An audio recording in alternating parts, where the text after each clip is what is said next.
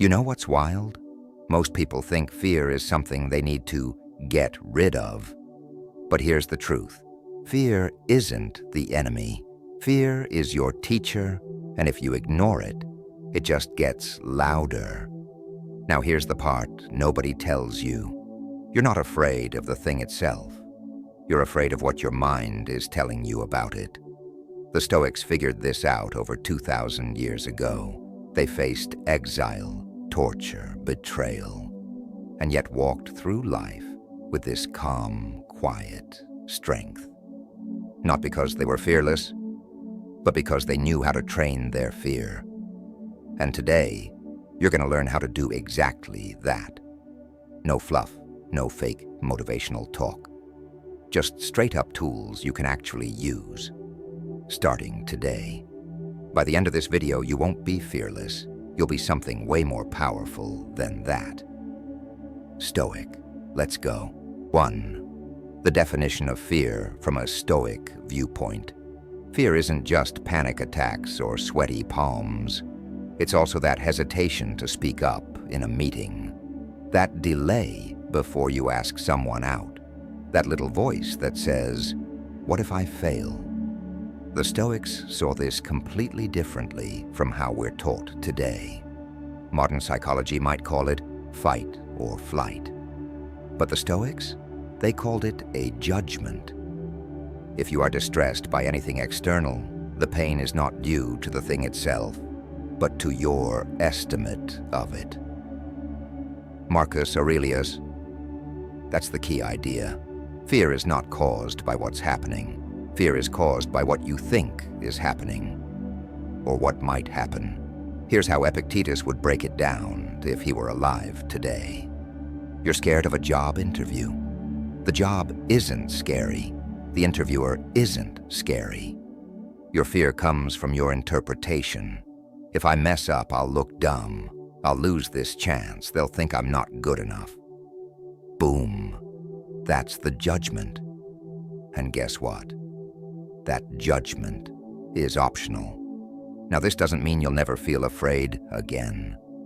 What it means is you can pause before you believe your fear. The Stoic mindset says, okay, I feel fear, but what am I telling myself that's causing it?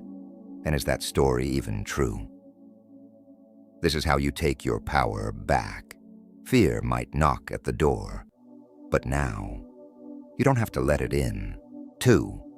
Fear is anticipation, not reality. Seneca said, "We suffer more often in imagination than in reality." Read that again. Most of your fear? It's fiction. It hasn't happened yet. It's just a story your brain made up, and you believed it. Let me show you how this plays out. Imagine you've been thinking about quitting your job and starting your own business. You've got a plan, you've done the math, but every time you get close, fear kicks in. What if I fail? What if I lose everything? What will people think? What if it's a mistake? Notice something. Nothing's actually happened yet. You haven't failed. You haven't lost a dime. You're still exactly where you were yesterday. But mentally, you've already lived through the worst-case scenario 10 times over. That's what fear does. It makes you feel the pain of something that doesn't even exist. The Stoics knew this and trained their minds to separate what's real from what's imagined. So next time fear hits you, try this. Ask yourself, is this happening or am I predicting it? That one question, it pulls you out of imagination and back into reality. Because reality, you can face that, but fear's just smoke. And once you blow on it a little, it vanishes. 3. Voluntary discomfort, training for fear.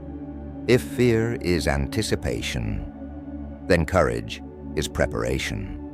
The Stoics didn't just sit around talking about fear. They trained for it. Just like an athlete trains for pain, or a soldier trains for chaos. Stoics trained for fear before fear showed up. Here's how. Set aside a certain number of days, during which you shall be content with the scantiest and cheapest fare. with coarse and rough dress, saying to yourself the while, "Is this the condition that I feared?" That's voluntary discomfort. They chose hardship, so they wouldn't be shocked by it when life threw it at them. Seneca was one of the richest men in Rome, but he used to sleep on the ground, wear ragged clothes, eat plain food, not because he had to, because he wanted to train his mind, to show it, even if I lose everything, I'll survive, and I'll still be me. Let's bring that to your life. You scared of rejection? Try the rejection challenge. Go ask 5 strangers for something small. You scared of losing comfort? Try a cold shower or skipping a meal once a week. You scared of being judged? Wear something ridiculous in public, on purpose. Sound extreme? Maybe. But the point isn't the act. It's what happens inside you. Your brain starts learning. I faced the thing I feared, and I'm still here. Voluntary discomfort reprograms fear into confidence, because you stop being a victim of surprise and start becoming a student of challenge. Remember this: train hard, fight easy. The Stoics weren't fearless, they were just ready. 4. Control what you can. Ignore what you can't. Ever notice how much of your fear comes from trying to control stuff you can't? You can't control what people think. You can't control if someone loves you back. You can't control the economy, the weather, or your past. But you still worry about it, right? That's where the Stoics drop this mental nuke. Some things are up to us and some things are not. Simple, but powerful. They called it the dichotomy of control, and it works like a filter for your mind. Here's how you use it. Ask yourself, is this in my control or not? If it is, then do something about it. If it isn't, drop it completely. Let's do a quick example. You're afraid of messing up in a public speech. What's in your control? Practicing, preparing your material, showing up on time. What's not? Whether people laugh, whether your voice shakes, whether everyone loves it. So, you control the first. You let go of the rest. Here's another one. You're afraid your partner might leave you. You can't control their feelings, but you can control how you show up in the relationship. Honesty, effort, self-respect. That's Stoic power. Action without attachment, effort without anxiety. You do your part, and release the rest. Because most fear isn't from the situation. It's from trying to play God with things you'll never own. And here's a quick trick. Draw 2 circles on a page. In one, write things I control. In the other, things I don't. Do that every morning. Watch how much lighter your mind feels. This principle alone, it'll kill half your fears before breakfast. Let's flip the whole narrative now. Because what if fear wasn't the problem? What if it was actually the signal you've been ignoring? 5.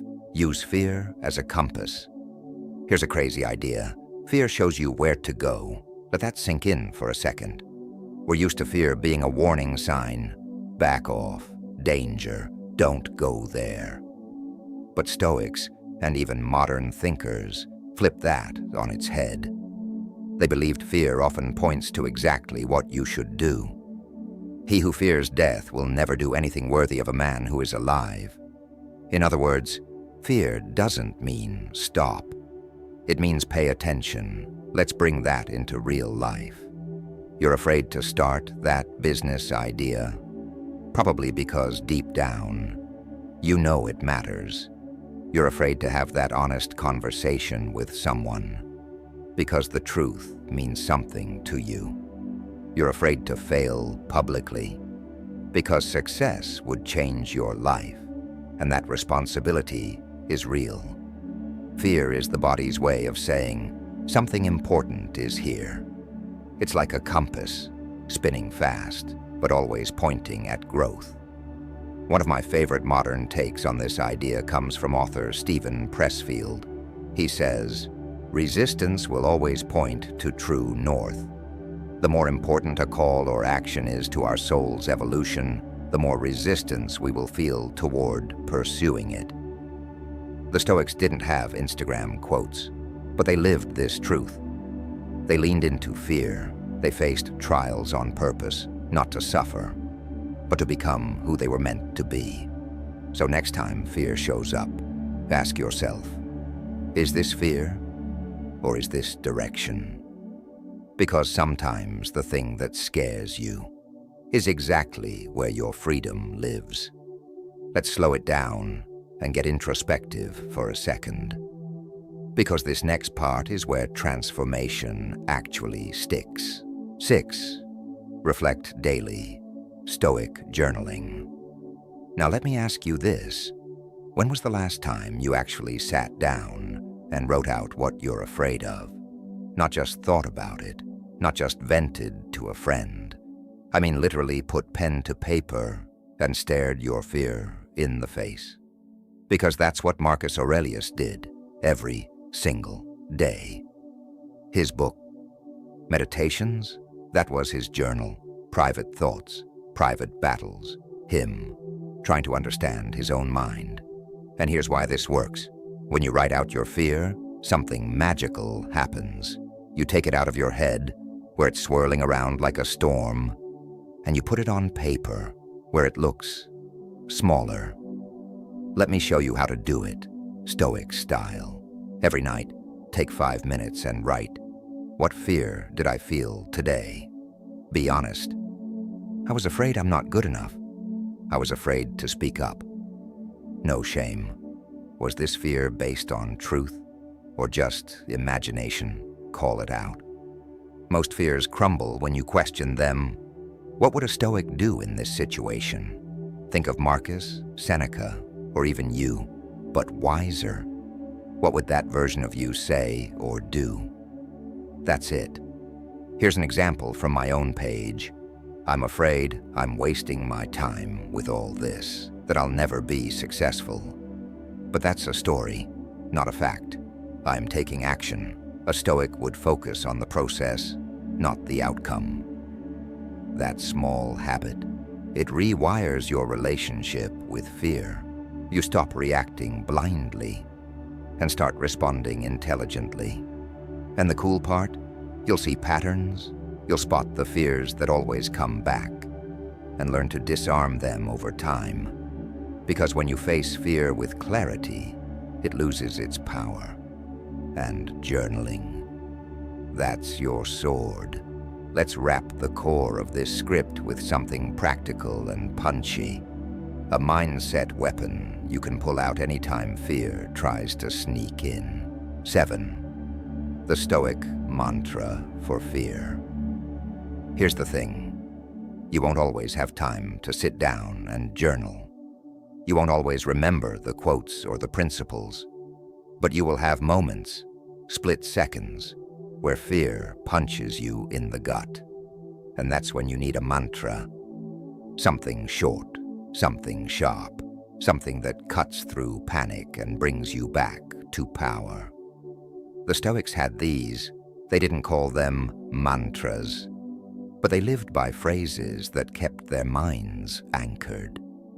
Here are a few you can borrow, or make your own. Mantra 1, let it come, let it pass. I remain unmoved. You're reminding yourself, I don't need to run. I don't need to fight. I'm the mountain. The storm can scream, but I'm still here. Mantra 2, is this within my control? That question alone can kill 90% of anxiety. If yes, act. If no, release. No drama, no debate. Just discipline. Mantra 3, this is a test. I respond, not react. Life's testing your training, and you've been preparing for this. You don't need to panic. Just show up with presence. Here's how you use these. When fear shows up, repeat it. Out loud, in your head, in the mirror. Let the words become your mental anchor. Because here's the Stoic truth. You can't always control your first reaction, but you can train your second one. And over time, that second one becomes your first. These mantras aren't magic, but they're weapons. And in a world full of noise, a quiet weapon is the strongest kind. Fear's not leaving. It's part of being human. But with Stoic training, it doesn't get to drive anymore. You've learned how to face it, question it, train for it, and even use it. Now it's just about one thing: practice. Because Stoicism isn't philosophy, it's a lifestyle.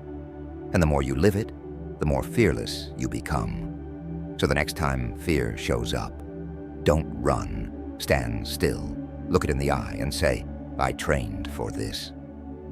Now, if this helped you, wait until you see what the Stoics said about anger. It's even more powerful.